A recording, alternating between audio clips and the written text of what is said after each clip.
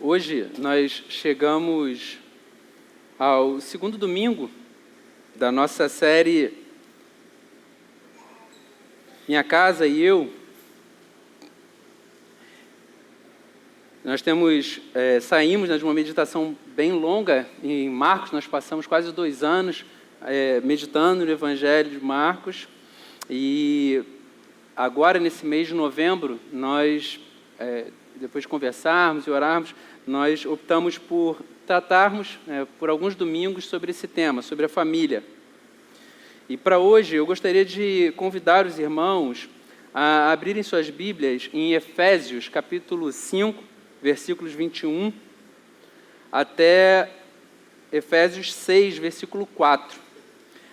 Enquanto você abre a Bíblia, gostaria de informar, talvez aqueles que estejam nos visitando, primeiramente, eu gostaria de dar as boas-vindas. Hoje nós não temos aqui conosco o pastor Cristiano, ele está em Moçambique, juntamente com mais 2 irmãos de nossa igreja, o irmão Eric e a irmã Késia, e foram com um grupo daqui também do Brasil, de Minas Gerais, do Maranhão e de 2 igrejas nos Estados Unidos. Eles estão lá, vão ficar por volta de 10 dias lá, falando do Evangelho, visitando algumas igrejas, animando o trabalho que os irmãos têm desempenhado lá. Então, orem também por isso, orem pelo trabalho que tem sido realizado por esses irmãos que estão lá em Moçambique. Efésios, capítulo 5, versículos 20, a partir do versículo 21. Sujeitem-se uns aos outros no temor de Cristo. Esposas, que cada uma de vocês se sujeite a seu próprio marido como ao Senhor. Porque o marido é o cabeça da esposa, como também Cristo é o cabeça da igreja, sendo ele próprio o salvador do corpo. Como, porém, a igreja está sujeita a Cristo, assim também a esposa se sujeite em tudo ao seu próprio marido. Maridos, que cada um de vocês ame sua esposa, como também Cristo amou a igreja e se entregou por ela, para que a santificasse, tendo-a purificado por meio da lavagem da água pela palavra, para apresentar a si mesmo como igreja gloriosa, sem mancha, nem ruga, nem coisa semelhante, porém santa e sem defeito. Assim também o marido deve amar a sua esposa como ama o próprio corpo. Quem ama a esposa ama a si mesmo, porque ninguém jamais odiou o seu próprio corpo. Ao contrário, o alimenta e cuida dele, como também Cristo faz com a igreja, porque somos membros do seu corpo. Eis porque o homem deixará o seu pai e a sua mãe e se unirá à sua mulher, tornando-se os 2 uma só carne. Grande é este mistério, mas eu me refiro a Cristo e à igreja. No entanto, também quanto a vocês, que cada um ame a própria esposa como a si mesmo, e que a esposa respeite o seu marido. Filhos, obedeçam a seus pais no Senhor, pois isto é justo. Honre o seu pai e a sua mãe, que é o primeiro mandamento com promessa, para que tudo corra bem com você e você tenha uma vida longa sobre a terra. E vocês, pais, não provoquem os seus filhos à ira, mas tratem de criá-los na disciplina e na admoestação do Senhor. Amém. Vamos fechar nossos olhos, vamos orar, pedir que Deus fale conosco. Deus Santo, nós estamos aqui, Senhor, reunidos em Teu nome, Deus, para Te adorar, para glorificar, Deus, quem o Senhor é. Deus, fazemos isso, Senhor, com todo o nosso coração, com toda a nossa mente. Te pedimos, Deus, que o Senhor receba, Deus, o nosso culto a Ti. E queremos Te suplicar, Deus, que nesse tempo em que estaremos agora debruçando sobre a Tua palavra, meditando, Deus, sobre as Sagradas Escrituras, Te suplicamos, Deus, que o Senhor possa falar, Deus, com a Tua igreja. Deus, em nome de Jesus Cristo, que haja clareza no contato com a Tua palavra. Deus, que as Sagradas Escrituras, Deus, possam moldar, Deus, o nosso coração, moldar, Deus, a nossa mente, Deus, transformando, Deus, as nossas afeições, as nossas emoções, transformando também a nossa razão. Deus, que sejamos conduzidos, Deus, a Te amar mais, a Te conhecer mais, Deus, e a vivermos de forma mais intensa para a glória do Teu nome. Deus amado, por favor, Deus, nós Te suplicamos, faça assim conosco. Deus, em nome de Jesus Cristo. Amém. Amém. Meus irmãos, nós, como falei, na nossa série de mensagens, Minha Casa e Eu, nós temos falado sobre a importância de nós resistirmos em dias em que temos sido tão atacados por tantas influências que tendem a desconstruir, tentam desconstruir o Evangelho, atacar a família. Só que, para a nossa meditação de hoje, o título da mensagem é Minha Casa e Eu, à luz do Evangelho. Na semana passada nós falamos Minha Casa e Eu serviremos ao Senhor, foi o texto que abriu a nossa série de mensagens, em que nós vimos Josué apresentando sua família a serviço do Evangelho. Hoje nós vamos meditar sobre o Evangelho atuando dentro da nossa casa, dentro da nossa família. Existia um filme já antigo, que eu assisti há muito tempo atrás. Ele contava a história de um grupo de casais que resolveram, após algumas experiências tristes, vítimas de violência, perda de filhos, eles resolveram se isolar dentro de uma propriedade imensa. E as crianças, à medida que iam nascendo, elas acreditavam que o mundo se restringia àquilo ali, não saíam daquele lugar, não interagiam com o mundo externo. Elas nem tinham ideia de que existia um mundo externo, porque elas foram criadas desde pequenininhas para evitar qualquer contato para além dos limites que tinham sido apresentados a elas.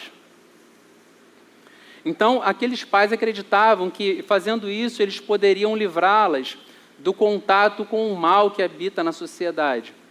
Até que, num determinado momento da narrativa, ocorre um homicídio entre aquelas crianças que já haviam se tornado adultos. Um deles pratica um homicídio, então o mundo que eles tinham idealizado rui. Então, por que eu estou compartilhando essa história, esse breve relato dessa narrativa? Porque é importante nós atentarmos para o fato de que o perigo ele não está somente do lado de fora. Não é somente as ameaças, os ataques que atuam contra a nossa família. Tiago, no capítulo 1, versículos de 13 a 15, ele diz o seguinte: ninguém, ao ser tentado, diga, sou tentado por Deus, porque Deus não pode ser tentado pelo mal, e Ele mesmo não tenta ninguém. Ao contrário, cada um é tentado pela sua própria cobiça. Quando esta o atrai e seduz, então a cobiça, depois de haver concebido, dá à luz o pecado, e o pecado, uma vez consumado, gera a morte. Então, Tiago, ele pinta na mente, dos destinatários da sua carta, uma ilustração, como se nós estivéssemos com a nossa cobiça pronta para ser fecundada. E quando isso acontece, nós engravidamos do pecado. Nós vamos gestacionando o pecado até darmos à luz. E quando isso acontece, gera morte. Então, é necessário que nós tenhamos isso em mente para que a gente entenda que nós precisamos ser vigilantes em relação ao nosso próprio coração. É necessário que a gente entenda que, apesar de sermos convertidos, apesar de termos sido alcançados pelo Evangelho, enquanto caminharmos no presente tempo, nós vamos buscar santificação, sim, mas o pecado sempre será um desafio contra o qual nós teremos que lutar. E uma das principais causas do pecado, um dos principais efeitos do pecado em nossas vidas, é esse desejo desenfreado por visibilidade, por querermos ocupar o trono, independentemente do círculo em que nós estejamos inseridos, de exercer poder, de exercer influência. Então, normalmente, o coração humano ele é afetado por esse tipo de coisa. E quando a gente pensa na família, nós precisamos entender que quando um jovem casal decide se unir em matrimônio e construir sua própria família, dentre os itens do enxoval, ainda que indesejável, está lá o pecado, que cada um carrega dentro de si. E o pecado vai para dentro dessa família, essa inclinação para o pecado. Então, nós como homens e mulheres, ao nos casarmos, a construirmos nossas famílias, nós também lidamos com isso. Então, é importante que nós atentemos para aquilo que o apóstolo Paulo fala aqui em Efésios, porque algumas das recomendações que ele dá acerca de coisas que devem ser observadas por homens, mulheres e filhos, ele não está dizendo para descrentes, ele não está falando isso para pessoas que não tinham sido alcançadas pelo Evangelho, que não tinham sido transformadas, mas ele está falando para uma igreja, ele está se dirigindo para cristãos. Então, isso também se aplica a mim e a você.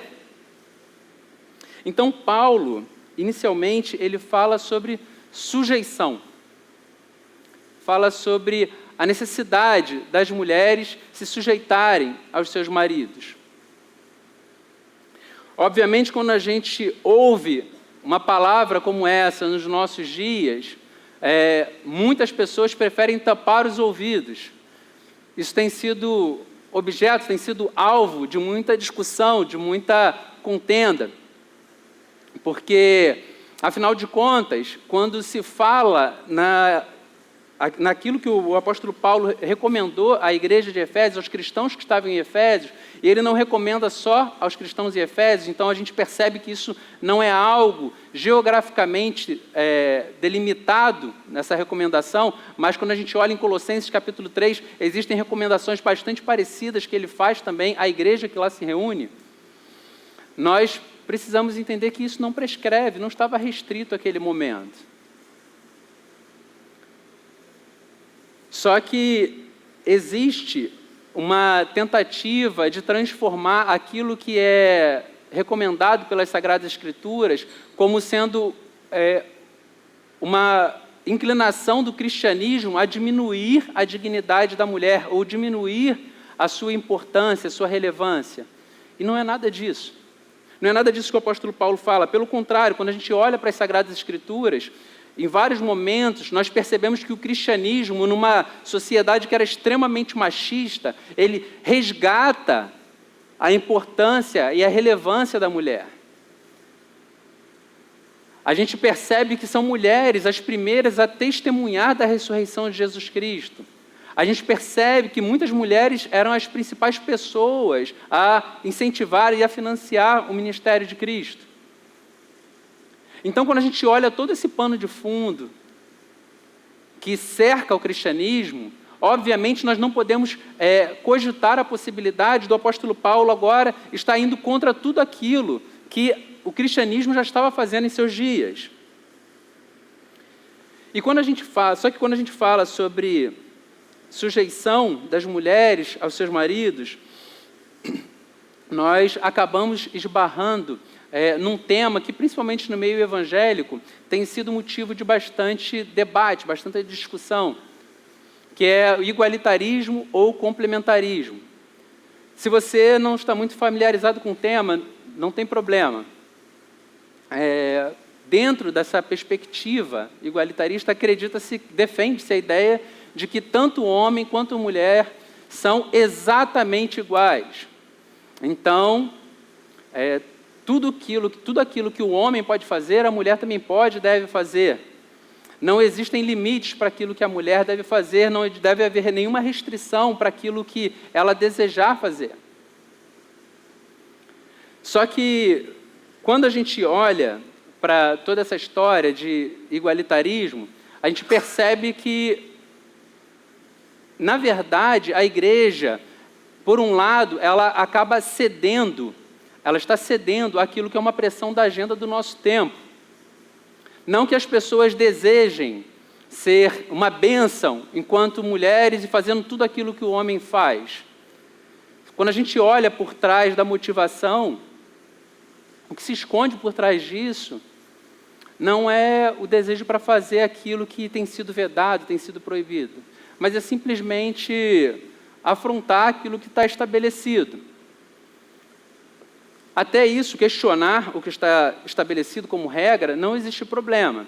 A questão é que, quando a gente questiona o que está estabelecido, e isso é simplesmente uma convenção social, como tantas outras que depois provaram-se estar equivocadas, provaram estar erradas, tudo bem. Mas o igualitarismo, ele acaba negando aquilo que é evidente quando a gente olha para a criação. E no meio evangélico isso também acontece. Nós percebemos, principalmente no meio pentecostal e neopentecostal, a figura feminina, as mulheres dirigindo muitas reuniões de oração, muitos cultos, muitos trabalhos, aquelas reuniões de fogo, né, quem nunca foi?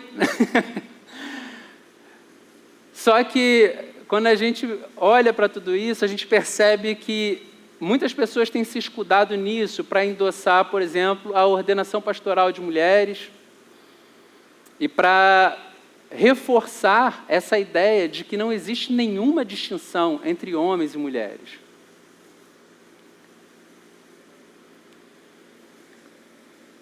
Quando a gente para e olha para as Sagradas Escrituras e a gente compreende que Deus criou o homem e criou a mulher, cada um com suas características particulares,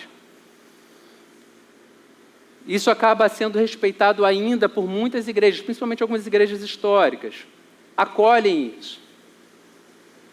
Só que existe um outro problema, porque existem alguns círculos que acabam acolhendo a ideia de que a figura masculina ela deve liderar, deve exercer o governo sobre a sua casa, não por conta de uma compreensão bíblica robusta, mas por acomodar um tradicionalismo, principalmente na nossa cultura latino-americana. E quando a gente abraça o complementarismo não baseado nas Sagradas Escrituras, naquilo que a Bíblia nos fala, mas por conta de abraçarmos, adotarmos a tradição, isso também constitui um problema. Porque quando o tradicionalismo ele é o combustível para que nós aceitemos, para que nós acolhamos a complementaridade, o complementarismo, ele acaba em alguns momentos tropeçando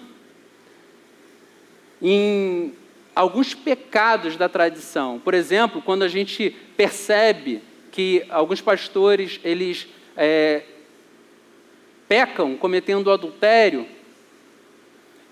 isso acaba sendo negligenciado dentro de alguns círculos por conta de acolhermos o tradicionalismo. Afinal de contas, é mais tolerável que o homem cometa um pecado como esse. Ou quando ele comete qualquer outro abuso contra a figura feminina, isso acaba sendo tolerado porque o complementarismo não é visto como sendo tendo como base uma compreensão correta das Sagradas Escrituras, mas a tradição.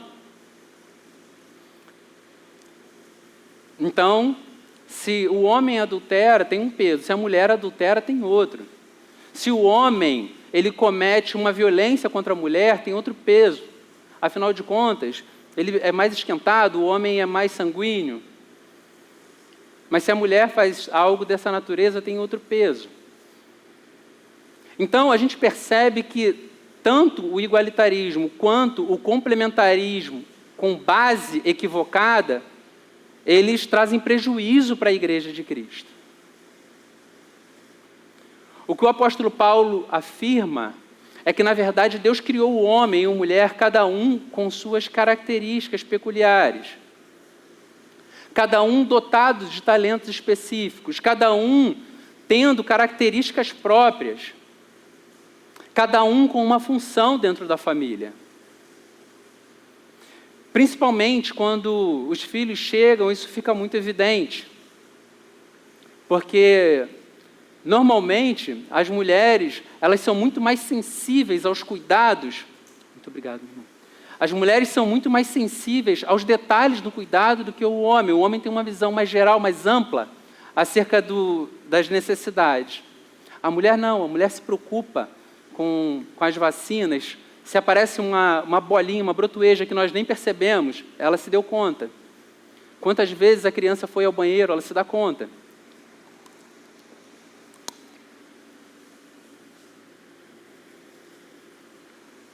Então nós percebemos sim que, de forma empírica, na nossa própria experiência dentro de casa, na própria experiência familiar, nós percebemos nuances, talentos, dons, características diferentes na mulher e no homem. E por isso que, apesar do apóstolo Paulo iniciar esse texto dizendo sujeitem-se uns aos outros, as recomendações são diferentes para cada um dos grupos para o qual ele se dirige. Só que quando ele fala para a mulher que ela deve sujeitar-se ao seu marido, ele estabelece um parâmetro, ele mostra um parâmetro. Ele diz tal como a igreja se sujeita a Cristo. Então, quando nós paramos para poder pensar na forma como a igreja se sujeita a Cristo, nós percebemos algumas características, e eu vou pontuar somente algumas. E uma delas está na confiança. A necessidade da igreja descansar na confiança que tem no seu Salvador. Mesmo que nesse tempo em que nós vivemos, em que algumas pessoas defendem o igualitarismo, nós percebemos que muitas mulheres, em muitos momentos, falam sobre, algumas que passam por casamentos desfeitos. Eu tenho a oportunidade de conversar com muita gente, algumas pessoas que passam por casamentos desfeitos e alguns apontamentos, às vezes ressaltados por algumas mulheres, é a carência que sentem de um parceiro, alguém em quem elas possam se sentir seguras, em quem elas possam confiar. Então, quando a gente olha para a necessidade da mulher se sujeitar a seu marido, é necessário que essa sujeição seja traduzida em confiança. Então, o apóstolo Paulo, quando ele diz isso, principalmente naqueles dias em que nós falamos que eram dias marcados por muito machismo, em uma sociedade muito patriarcal, ainda assim nós vemos que existe espaço para ele alertar as mulheres quanto a isso. Então, mulheres, confiem em seus maridos, confiem na condução deles, confiem na liderança em que eles exercem dentro de casa. Em qualquer instituição secular, seja no seu departamento, no ambiente em que você trabalha, na escola, enfim, no condomínio, nós entendemos que é racional que exista uma pessoa a conduzir e que os demais confiem na direção dada por aquela pessoa. Contudo, dentro da família, por conta do clamor dos nossos dias, por dizerem que não existe papéis diferentes a serem desempenhados, a autoridade e a confiança a ser depositada no homem em desempenhar esse papel tem sido questionado em todo o tempo. Então é necessário que a mulher, ela descanse na certeza de que ela está unida a alguém que tem militado, sim, para a sua preservação. E aquilo que o apóstolo Paulo traça como paralelo é que, da mesma forma que Cristo é o Salvador do corpo, e a gente, quando olha para o texto em algumas traduções, quando ele fala isso, ele usa o Salvador com um S minúsculo, provavelmente se referindo ao papel do próprio marido como sendo aquele que vai resguardar a esposa. É importante que dentro da família haja consenso, e para isso é necessário que haja a ideia de sujeição acerca de decisões a serem tomadas. Existem momentos em que vão haver divergências, isso é normal. Não é que a mulher tenha que ouvir a voz do marido e se silenciar diante de tudo. Obviamente não é isso. Mas é importante que em alguns momentos, em momentos de decisão, em momentos de impasse, onde todas as instâncias tiverem sido esgotadas, é necessário que a mulher confie na liderança do seu esposo. É necessário que a gente, enquanto famílias, entendamos que a palavra do Senhor, ela não foi dada a nós com o intuito de trazer dissensão dentro da nossa própria casa. Imagine se o tempo inteiro, marido e mulher estiverem investindo tempo disputando pelo leme que conduz o barco da família. Tinha um conhecido que falava que visão mais visão gera divisão. Por vezes nós vemos casais que estão exaustos de tanto terem que disputar milímetro a milímetro acerca de cada decisão a ser tomada dentro de casa.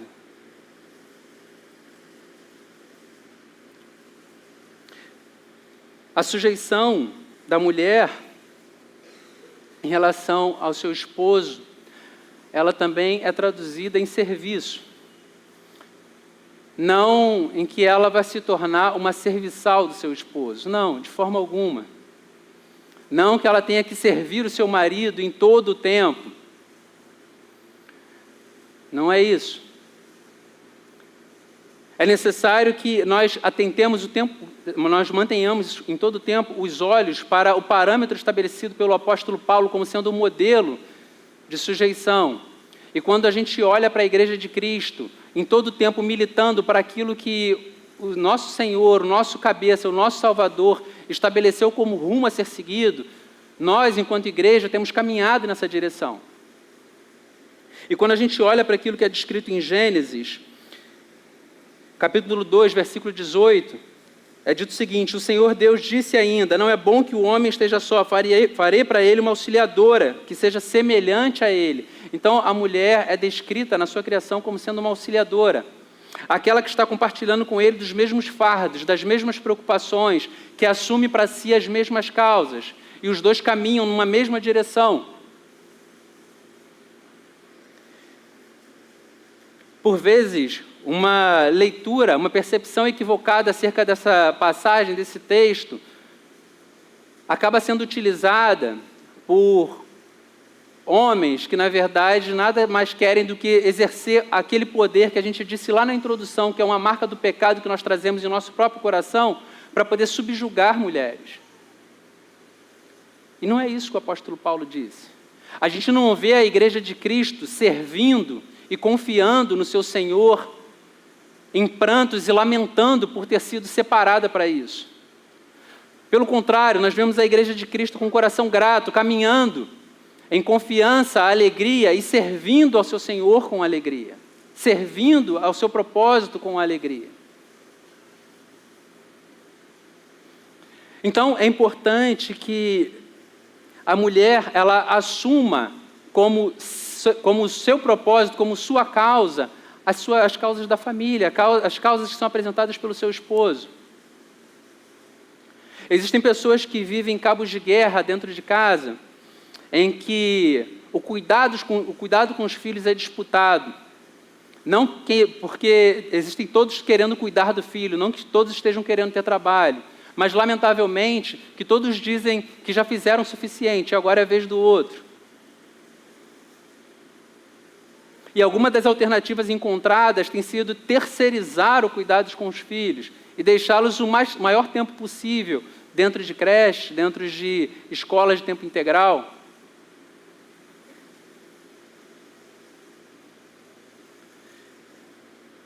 Existem alguns modelos de serviço que nos chamam muito a atenção. E alguns, não que isso seja preconizado a todos. Eu já ouvi de mulheres que abdicaram da sua carreira profissional por um determinado período da sua vida para poder priorizarem o cuidado com os filhos, com a casa, com a família. Depois retomaram a vida profissional. Existem mulheres que optaram por não serem promovidas no seu ambiente de trabalho, por priorizarem o cuidado com a família. Como eu falei, nenhuma dessas coisas é uma regra, mas cada um vai encontrar o seu ajuste familiar. Eu já vi homens que eles sim priorizaram em trabalhar menos porque a esposa estava prosperando com maior eficácia no trabalho. Então, eles se encolheram profissionalmente, esperaram e foram trabalhando dentro de casa, trabalhando home office, enfim, para que ela pudesse caminhar, mas tudo isso a partir de um consenso familiar. Então a gente percebe que confiança e serviço, eles marcam o papel da mulher dentro da família, sem que necessariamente isso seja motivo de beligerância ou desacordo dentro do lar. O apóstolo Paulo, em todo o tempo em que ele preconiza isso para as mulheres, o que ele tem diante dos seus olhos é a relação de Cristo com a igreja. Só que o apóstolo Paulo, ele gasta 3 versículos para poder falar sobre a necessidade das mulheres sujeitarem-se aos seus maridos. E, em seguida, ele usa 9 versículos para dizer que é importante que nós amemos as nossas esposas. Então, se Paulo ele investe tanto tempo para poder nos ensinar, enquanto homens, a amarmos as nossas esposas, isso é sinal que nós tendemos a falhar mais nesse aspecto. E quando o apóstolo Paulo ele nos orienta a amarmos as nossas esposas, é importante que a gente tenha em mente que, no grego, existem palavras diferentes para diferentes tipos de amor. Existe o amor eros, que é esse amor que tem relação com o desejo sexual, a atração entre homem e mulher, de onde deriva a palavra erotismo. Mas não é essa palavra que está sendo utilizada pelo apóstolo Paulo aqui. Paulo aqui, ele usa o amor ágape, que é o amor sacrificial, o amor doador, o amor que tem cuidado, o amor que está interessado, engajado na preservação e na felicidade do outro. Quando o apóstolo Paulo diz isso, não é que o amor eros ele deva ser deixado de lado. Óbvio que não. Afinal de contas, a gente está falando do vínculo de um casal, homem e mulher. Mas esse tipo de amor, de atração, do desejo, ele tem que estar mergulhado no amor ágape. Nós não podemos olhar para nossas esposas simplesmente como alguém que está destinado a satisfazer os nossos desejos. É isso que o apóstolo Paulo está dizendo, quando ele usa a palavra diferente para o tipo de amor. E ele está com os olhos na relação entre Cristo e a igreja. Quando o apóstolo Paulo ele usa essa palavra, e a gente aqui já falou um pouquinho sobre algumas características desse tipo de amor, nós ressaltamos a doação como sendo uma marca que evidencia, que caracteriza esse tipo de amor. Quando o homem ele deixa sua mulher, ele deixa a sua família para poder se unir à sua mulher, aquilo também está registrado em Gênesis e é repetido por ele aqui no versículo 31. Por isso deixará o homem seu pai, sua mãe, se unirá à sua esposa, se unirá à sua mulher. Ele está dizendo o seguinte: a sua mulher, ela não entrou na sua vida para ser um apêndice da sua família de origem. Ela não tem que ser anexada à sua família de origem. Obviamente, é maravilhoso quando isso acontece, quando a relação entre sogros, sogras, cunhados, enfim, quando tudo isso flui de uma maneira muito leve. Só que o que o apóstolo Paulo diz aqui é que o homem deixará a sua família de origem e ele vai construir um novo núcleo familiar com a sua esposa. Então, nós não estamos nos relacionando nós homens, nós não estamos nos relacionando com a nossa mãe. Nós não estamos trazendo para dentro da nossa casa alguém que tem que atender todas as expectativas que eu tinha em relação à minha mãe, só que é uma pessoa com a qual eu durmo todas as noites. O apóstolo Paulo, ele está ressaltando a ideia de que nós devemos realmente nos entregarmos a esse empreendimento. A nossa vida tem que estar empenhada nisso.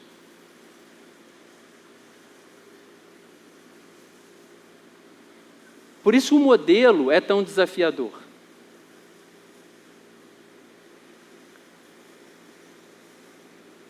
dependendo da cultura familiar que você herde, do aconchego da sua família, pode ser um grande desafio se desvincular da influência exercida pelo seu pai, pela sua mãe.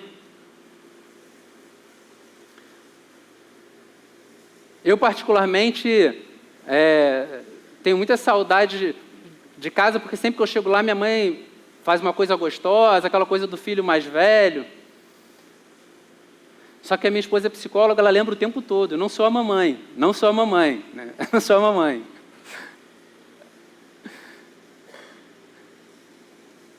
O apóstolo Paulo nos chama para vivermos esse relacionamento, um relacionamento doador, no qual nós dedicamos a nossa vida a esse empreendimento. E não só doador, só que a outra característica desse amor ágape, e que ele fala também da relação de Cristo com a igreja, é relacionar-se de forma sacrificial. É engraçado porque quando a gente casa, o homem tem uma tendência, pelo menos boa parte, né, não falo por todos, a focar tanto no cuidado com a casa, nas necessidades, né, da família, e você vai acabando sendo um pouco negligente com você mesmo. Com as roupas, a sua esposa vai te lembrando da hora de jogar roupas fora, e às vezes ela nem te consulta, ela já joga fora, porque ela já entende que não está mais em condições de uso. Você começa a ser negligente com a sua própria condição física, seu condicionamento físico, a barriguinha vai crescendo, porque a sua cabeça está tão focada em outras coisas, que você está preocupado, né, com o cuidado com a esposa, com a família. Obviamente é necessário que haja um equilíbrio para isso, porque não é louvável o desleixo com a gente mesmo. Só que é importante nós ressaltarmos isso, porque nós vivemos um tempo, e essa geração que está chegando cada vez mais, isso fica mais enfatizado, vem mais à luz, sobre um egoísmo tão grande, em que o primeiro eu também está se colocando em prática, né? Está entrando dentro do contexto familiar. Alguns anos atrás, eu tive a oportunidade de conversar com um casal que estavam celebrando bodas de ouro. Eu sempre gosto de sentar e ouvir pessoas de mais idade, ouvir histórias.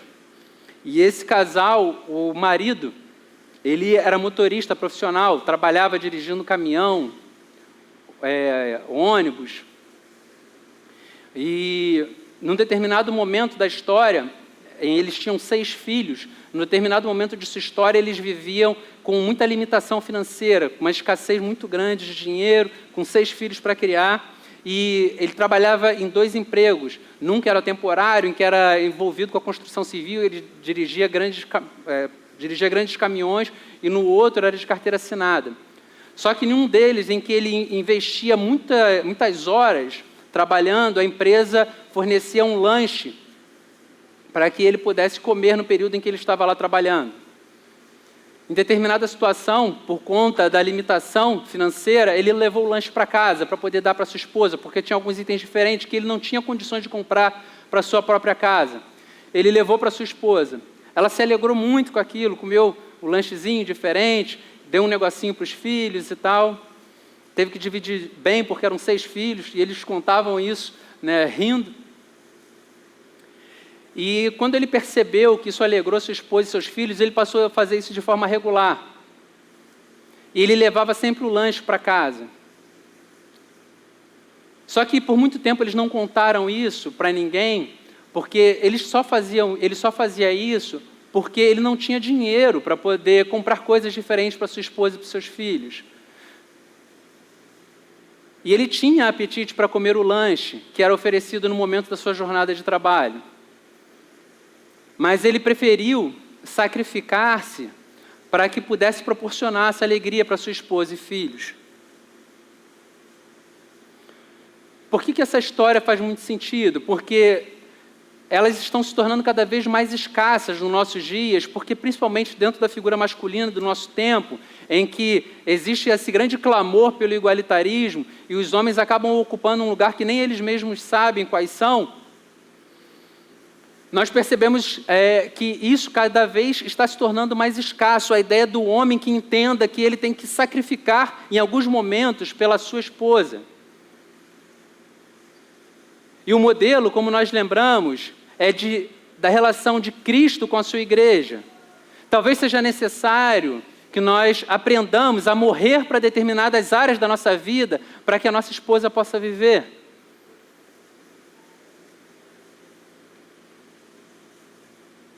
Então, se a sujeição é bastante impopular para as mulheres, podem acreditar, a ideia de negar a si mesmo, de morrer para o seu próprio eu, também está se tornando muito impopular entre os homens.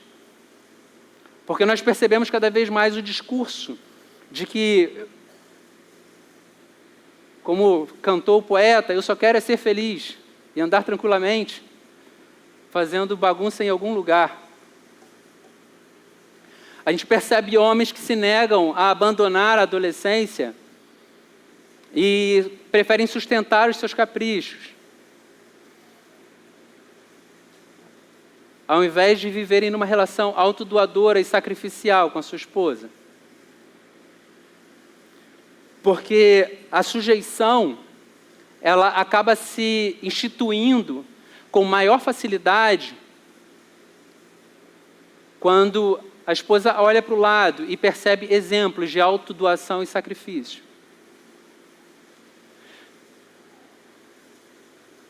Mas o apóstolo Paulo, quando ele recomenda a sujeição às mulheres e o amor aos homens, ele não faz isso como sendo atitudes, como sendo práticas condicionais. Ele não diz para as mulheres, sujeitem-se aos seus maridos desde que, e nem diz, homens, amem as suas esposas desde que, não. Quando nós olhamos para o versículo 33, ele diz, no entanto, também quanto a vocês, que cada um ame a sua própria esposa como a si mesmo, e que a esposa respeite o seu marido. Então, todos nós devemos fazer isso no Senhor, como obediência ao Senhor. A minha casa e eu, à luz do Evangelho. É isso que significa. Quando se dirige aos filhos, versículo 1, capítulo 6, filhos, obedeçam aos seus pais no Senhor, pois isto é justo. Honre o seu pai e a sua mãe, que é o primeiro mandamento com promessa, para que tudo corra bem com você e você tenha uma vida longa sobre a terra. E vocês, pais, não provoquem os seus filhos à ira, mas tratem de criá-los na disciplina e na admoestação do Senhor. Do Senhor. Quando nós olhamos para a recomendação feita pelo apóstolo Paulo aos filhos, a recomendação de obediência, nós somos levados a refletir que a família é o primeiro ciclo social, é o primeiro ambiente nos quais nós demos demonstrações do pecado que habita no nosso coração, em que a rebeldia se faz presente. É claro que nós não devemos desconsiderar que somos seres únicos e em algum momento vão haver divergências, porque afinal de contas é uma outra personalidade que está crescendo e em algum momento vai haver divergência entre pais e filhos. Contudo, a desobediência recorrente, a rebeldia como um estado pré-estabelecido, como sendo já uma predisposição, ela nada mais é do que essa evidência do pecado que habita no nosso próprio coração. Porque é razoável que nós sejamos ouvintes atentos a pessoas que nos deram a vida, que geraram a nossa vida, foram usadas por Deus para nos trazerem à existência, e que têm muito mais dias de caminhada do que nós mesmos. Então faz sentido que sejamos obedientes a essas pessoas. Faz sentido que nós tributemos respeito a essas pessoas. Não existe como eu explicar para minhas duas filhas, numa conversa de uma tarde, a quantidade de noites em que eu levantei para poder ver se elas estavam sentindo frio, ou se ainda estavam com febre, ou se estavam respirando bem. Elas não sabem o temor que gera no coração, e em alguns momentos nós temos que pregar para nós mesmos sobre as ansiedades, as angústias em relação ao futuro, à educação, à provisão, ao sustento. Isso não tem como ser explicado para ela numa conversa de uma tarde. E elas só têm 10, 11 e 8 anos. Só que ao ter os nossos próprios filhos, fica muito mais evidente a honra que nós devemos tributar aos nossos pais. Então é isso que o apóstolo Paulo está falando. Só que ele também mostra a necessidade dos pais terem uma atuação positiva em relação aos filhos.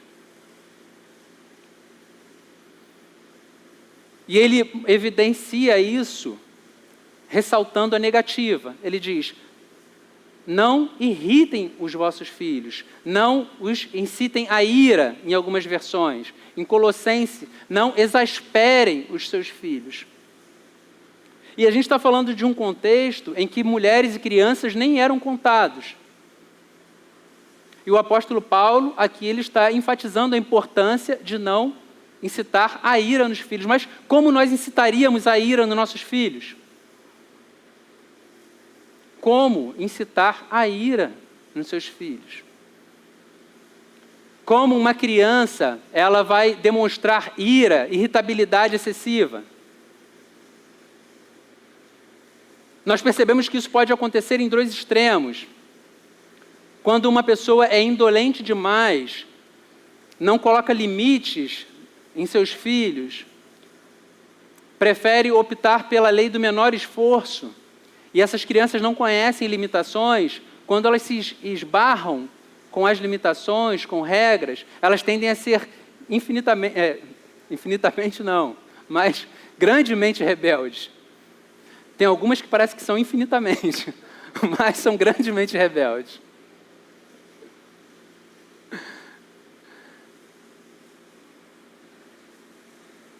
Uma outra forma de nós percebermos a ira despertada no coração das crianças são pais que são extremamente agressivos no trato. Seria o outro extremo da indolência. Pais que acreditam que a melhor forma de educar os filhos são fazendo com que eles temam tão somente ao ouvir sua voz, gritando o tempo inteiro, sendo agressivos o tempo inteiro na forma de falar, usando de castigos físicos o tempo inteiro. Obviamente, essa criança ela vai reproduzir esse comportamento em algum momento. Algumas se encolhem. E dificilmente a gente tem muita dificuldade em tirá-las da casca depois. Mas outras tendem a reproduzir esse comportamento. Então, pais agressivos, que são extremamente cruéis no trato, usam de agressividade exacerbada. Uma outra forma de incitar a ira nos nossos filhos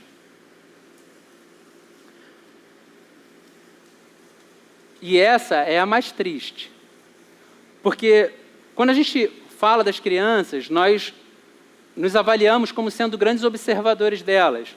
A gente acha que está de olho nelas o tempo inteiro, atentando para tudo que elas fazem. Só que conforme você vai passando o tempo, você percebe que elas nos observam muito mais do que nós as observamos. Nós temos várias coisas na cabeça. Você tem um trabalho, as compras a fazer, o cuidado com a casa, a cabeça cheia do trânsito. E quando você chega em casa, você também olha para os seus filhos. Só que os seus filhos, eles estão com os olhos o tempo inteiro atentos ao que você está fazendo. Em alguns episódios, dentro da família, você vai perceber o filho sentando da mesma maneira que o pai, a mãe querendo calçar a filha querendo calçar as sandálias da mãe, querendo se vestir como a mãe. Isso porque eles nos observam em todo o tempo. E porque eles nos observam em todo o tempo, É muito triste quando o filho cresce e ele vai chegando à conclusão que não existe ponto de convergência entre a nossa vida pública e a nossa vida privada. Lares cristãos em que aquilo que acontece dentro de casa em nada se assemelha ao comportamento exibido dentro da igreja.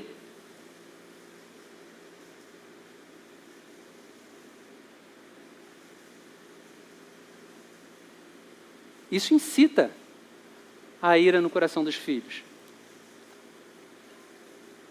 Isso faz com que os filhos, ao olharem para um comportamento esquizofrênico como esse, chegue diante do seu pai ou da sua mãe com a convicção que está diante de um hipócrita. E talvez, em alguns momentos, ele possa não só atribuir a seu pai ou a sua mãe um comportamento equivocado, mas à própria igreja ou a Deus. E não mais querer se relacionar com essa instituição.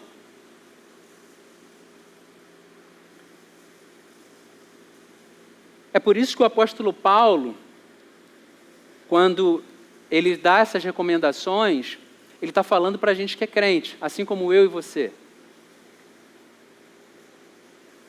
E não importa se você é casado ou não é casado, se tem filhos ou não tem filhos, porque essas recomendações que o apóstolo Paulo nos dá, elas têm como sendo um parâmetro o exemplo de Cristo com a sua igreja.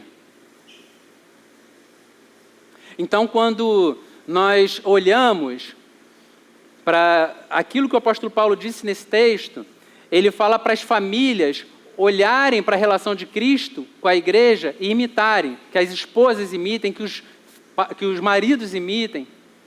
Só que quando nós olharmos para aquelas famílias que, quando a gente tem contato, a gente tem vontade de abraçar todo mundo, de tão harmoniosa que são, que a gente percebe que existe uma atmosfera de amor, que nós nos sentimos incluídos nessas famílias.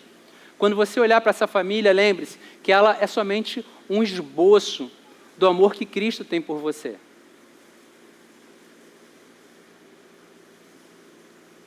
Essas famílias que a gente tem vontade de entrar dentro e ser um dos integrantes, ela é tão somente um esboço, uma ilustração do amor que Cristo tem por você. Porque aquele que Paulo usa como parâmetro é o filho perfeito. É aquele que foi obediente até a morte de cruz. E que por isso o Pai o exaltou.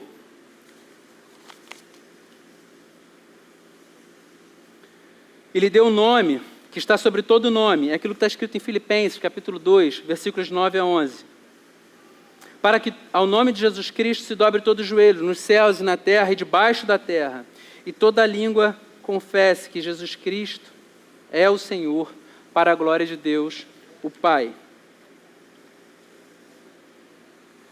Então, meus irmãos, quando nós olhamos para aquilo que é ensinado pelo apóstolo Paulo no texto que nós acabamos de ler, tratam-se de conselhos muito práticos na nossa relação entre marido e mulher, entre pais e filhos, filhos para com seus pais. Mas é importante que todos nós, independente da nossa faixa etária, independentemente do seu estado civil, que nós olhemos para isso e tenhamos os olhos fixados naquilo que ele apresenta como sendo um modelo, que é a relação do próprio pai com o filho e do filho com a igreja. Que em nosso coração repouse o desejo de colocar esses princípios em prática dentro da nossa casa, porque quem os preconizou é aquele que não pode mentir. Jesus Cristo, ele não está condicionado à cultura de um determinado tempo, não está condicionado à cultura de determinado povo. O Evangelho, ele é atemporal e transcultural. Deus criou homem e mulher de forma diferente, isso não era verdade só no Éden. Isso continua sendo verdade na Barra da Tijuca, nos nossos dias. E não é demérito sermos diferentes e nos engajarmos em atividades diferentes, seja no cuidado com a família, seja na atividade dentro da igreja, no serviço aos irmãos, não é demérito, pelo contrário, existe uma beleza intrínseca nisso. Vamos fechar nossos olhos, vamos orar.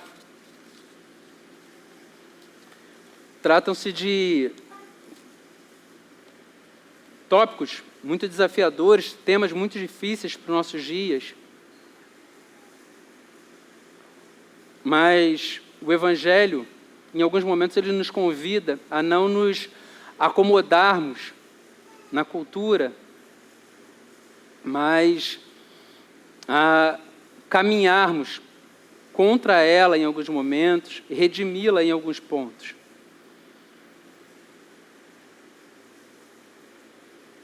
Deus Santo, nós acabamos de ouvir, Senhor, um texto que é desafiador, Deus, para os nossos dias, é desafiador, Senhor, para a cultura na qual nós estamos, que tende, Senhor, a soprar nos ouvidos das mulheres que a sua dignidade está em ser igual a um homem.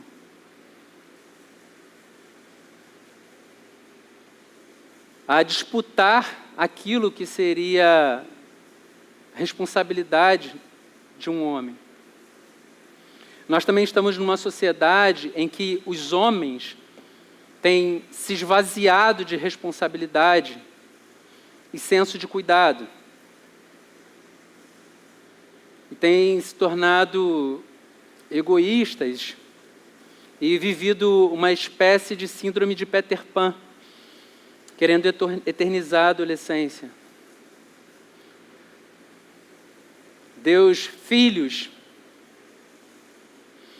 que comportam-se com rebeldia e agressividade contra seus pais, e pais que têm carecido de serem ensinados a amar os seus próprios filhos. Deus amado, em meio a toda essa confusão que o nosso próprio pecado, para a qual o nosso próprio pecado tende a nos empurrar, Deus, nós cremos que o Evangelho, Senhor, é a âncora que haverá de colocar os nossos pés, a nossa família, Senhor, em solo seguro.